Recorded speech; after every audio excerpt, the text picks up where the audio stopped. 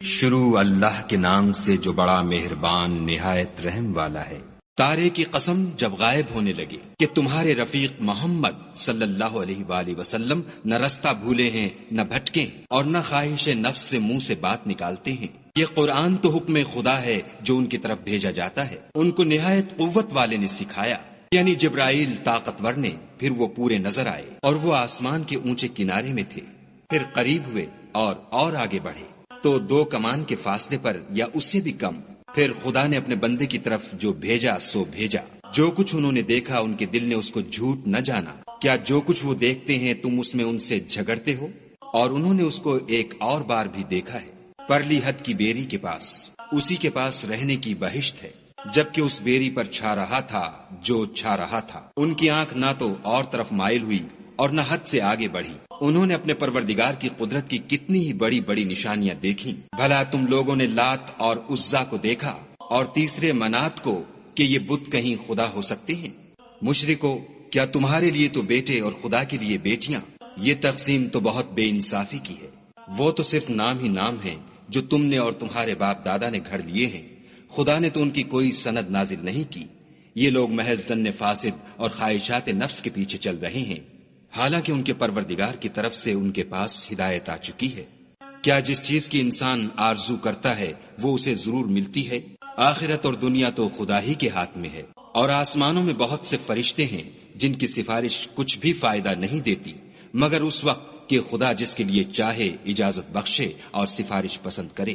جو لوگ آخرت پر ایمان نہیں لاتے وہ فرشتوں کو خدا کی لڑکیوں کے نام سے موسوم کرتے ہیں، حالانکہ ان کو اس کی کچھ خبر نہیں۔ وہ صرف ظن پر چلتے ہیں اور ظن یقین کے مقابلے میں کچھ کام نہیں آتا۔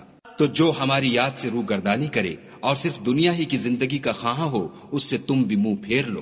ان کے علم کی یہی انتہا ہے۔ تمہارا پروردگار اس کو بھی خوب جانتا ہے جو اس کے رستے سے بھٹک گیا، اور اس سے بھی خوب واقف ہے جو رستے پر چلا۔ اور جو کچھ آسمانوں میں ہے اور جو کچھ زمین میں ہے سب خدا ہی کا ہے، اور اس نے خلقت کو اس لیے پیدا کیا ہے کہ جن لوگوں نے برے کام کیے ان کو ان کے اعمال کا برا بدلہ دے، اور جنہوں نے نیکیاں کی ان کو نیک بدلہ دے۔ جو صغیرہ گناہوں کے سوا بڑے بڑے گناہوں اور بے حیائی کی باتوں سے اجتناب کرتے ہیں، بے شک تمہارا پروردگار بڑی بخشش والا ہے۔ وہ تم کو خوب جانتا ہے جب اس نے تم کو مٹی سے پیدا کیا، اور جب تم اپنی ماؤں کے پیٹ میں بچے تھے تو اپنے آپ کو پاک صاف نہ جتاؤ۔ جو پرہیزگار ہے وہ اس سے خوب واقف ہے۔ بھلا تم نے اس شخص کو دیکھا جس نے منہ پھیر لیا اور تھوڑا سا دیا پھر ہاتھ روک لیا؟ کیا اس کے پاس غیب کا علم ہے کہ وہ اسے دیکھ رہا ہے؟ کیا جو باتیں موسیٰ کے صحیفوں میں ہیں ان کی اس کو خبر نہیں پہنچی؟ اور ابراہیم کی جنہوں نے حق اطاعت اور رسالت پورا کیا، وہ یہ کہ کوئی شخص دوسرے کے گناہ کا بوجھ نہیں اٹھائے گا، اور یہ کہ انسان کو وہی ملتا ہے جس کی وہ کوشش کرتا ہے، اور یہ کہ اس کی کوشش دیکھی جائے گی، پھر اس کو اس کا پورا پورا بدلہ دیا جائے گا، اور یہ کہ تمہارے پروردگار ہی کے پاس پہنچنا ہے، اور یہ کہ وہ ہنساتا اور رلاتا ہے، اور یہ کہ وہی مارتا اور جلاتا ہے، اور یہ کہ وہی نر اور مادہ 2 قسم کے حیوان پیدا کرتا ہے، یعنی نطفے سے جو رحم میں ڈالا جاتا ہے، اور یہ کہ قیامت کو اسی پر دوبارہ اٹھانا لازم ہے، اور یہ کہ وہی دولت مند بناتا اور مفلس کرتا ہے، اور یہ کہ وہی شعرا کا مالک ہے، اور یہ کہ اسی نے عاد اول کو ہلاک کر ڈالا، اور سمود کو بھی غرض کسی کو باقی نہ چھوڑا، اور ان سے پہلے قوم نوح کو بھی۔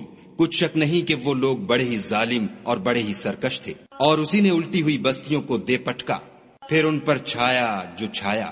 تو اے انسان، تو اپنے پروردگار کی کون کون سی نعمت پر جھگڑے گا؟ یہ محمد صلی اللہ علیہ وآلہ وسلم بھی اگلے ڈر سنانے والوں میں سے ایک ڈر سنانے والے ہیں۔ آنے والی یعنی قیامت قریب آ پہنچی، اس دن کی تکلیفوں کو خدا کے سوا کوئی دور نہیں کر سکے گا۔ اے منکرین خدا، کیا تم اس کلام سے تعجب کرتے ہو اور ہنستے ہو اور روتے نہیں، اور تم غفلت میں پڑ رہے ہو؟ تو خدا کے آگے سجدہ کرو اور اسی کی عبادت کرو۔